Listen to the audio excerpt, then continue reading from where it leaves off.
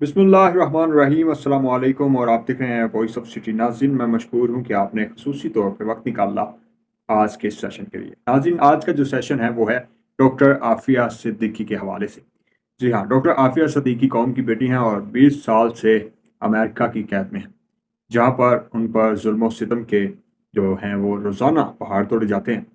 और जब आज डॉक्टर फौजिया सिद्दीकी डॉक्टर आफिया सिद्दीकी से जेल में मुलाकात के लिए जाती हैं तो उनके दरमियान एक शीशे की दीवार है वो हाइल कर दी जाती है और 2.5 घंटे की ये मुलाकात थी सिर्फ। इसमें वो एक दूसरे को सुन सकती थी या देख सकती थी, लेकिन एक दूसरे के करीब जाने की इजाज़त नहीं दी गई थी।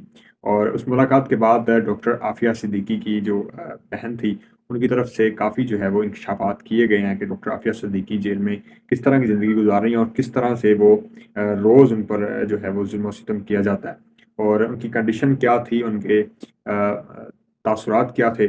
ये सारी चीज़ें डॉक्टर फौजिया सिद्दीकी को डॉक्टर आफिया सिद्दीकी ने बताई। तो उस पर क्या-क्या बातें हुई वो हम सब आज इसमें डिस्कस करेंगे और आखिर में हुकूमत से मुतालबा भी करेंगे कि डॉक्टर आफिया सिद्दीकी की रिहाई के लिए जल्द से जल्द जो है वो इक़दामात किए जाएँ ताकि डॉक्टर आफिया सिद्दीकी जो हैं वो पाकिस्तान वापस आ सकें। इससे पहले डॉक्टर आफिया सिद्दीकी की जो बहन थी फौजिया सिद्दीकी, उन्होंने एक तकरीब में एक खिताब करते हुए क्या कहा, वो आपको भी सुनवाते हैं। ये सुनिए। उसके खून बह रहा था, दांत टूटे हुए थे, बाल नोचे हुए थे और उसने एक सवाल किया था कि क्या दुनिया में कोई मुसलमान बाकी है? क्या पाकिस्तान के ऊपर कब्जा हो गया है? ये 10 साल की कैद तन्हाई के बाद उसका सवाल है।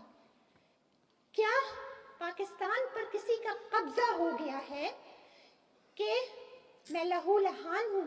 और क्यों कि मेरे कपड़े उतारे गए और कुरान पाक मेरे कदमों पे फेंका गया। ये हाफिज कुरान, ये आलिमा, ये MIT और ब्रांडाइज जैसी यूनिवर्सिटीज की अवार्ड याफ्ता वैलिडेक्टेरियन, उसके कपड़े उतारे गए, कुरान फेंका गया और कहा गया कि जब तक इसके ऊपर से चलोगी नहीं तुम्हें अदालत में नहीं लेके जाया जाएगा, तुम्हें इसी तरह लेके जाया जाएगा, कपड़े नहीं दिए जाएंगे।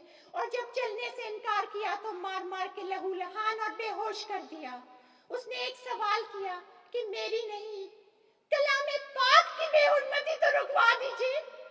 कोई एक मुसलमान नहीं, कोई क्या पूरे भरे पाकिस्तान में एक शहदाई रसूल नहीं कि वो कलाम पाक जो नबी करीम सल्लल्लाहु अलैहि वसल्लम के सीने पे उतरा था, नऊजुबिल्लाह, उसके बरक पढ़ पढ़ के उसके ऊपर चलने को कहते हैं मुझे, भला ना करके वो भी। क्या हो गया है मेरी कौम को? कहाँ है मेरे नौजवान? कहाँ है इब्ने कासिम के शहदाई? कहाँ है इकबाल के शेर पढ़ने वाले? कहाँ है ये सब? सना खान तकदीर से मशरिक कहाँ है? मैं पूछती हूँ, यही कह सकती हूँ कि आफिया हमसे गई तो आफियत भी छिन गई। अब अल्लाह ताला से आफियत और अमेरिका से आफियत तलब करने का वक्त आ गया है। आप यूथ अगर खड़े हुए तो इंशाल्लाह ताला ये चीज़ें और ये जुल्म ख़त्म होगा। बहुत बहुत शुक्रिया। नाज़रीन, ये वो वीडियो है जिसको देखने के बाद कोई भी बाशऊर इंसान या दिल में इंसानियत के लिए दर्द रखने वाला शख्स कतई तौर पे इस चीज़ को बर्दाश्त नहीं कर सकता कि इसमें इस्लाम की भी तौहीन है, इसमें एक औरत की भी तज़लील है। और मैं क्या कहूँ, मुझसे अल्फ़ाज़ अदा नहीं हो रहे।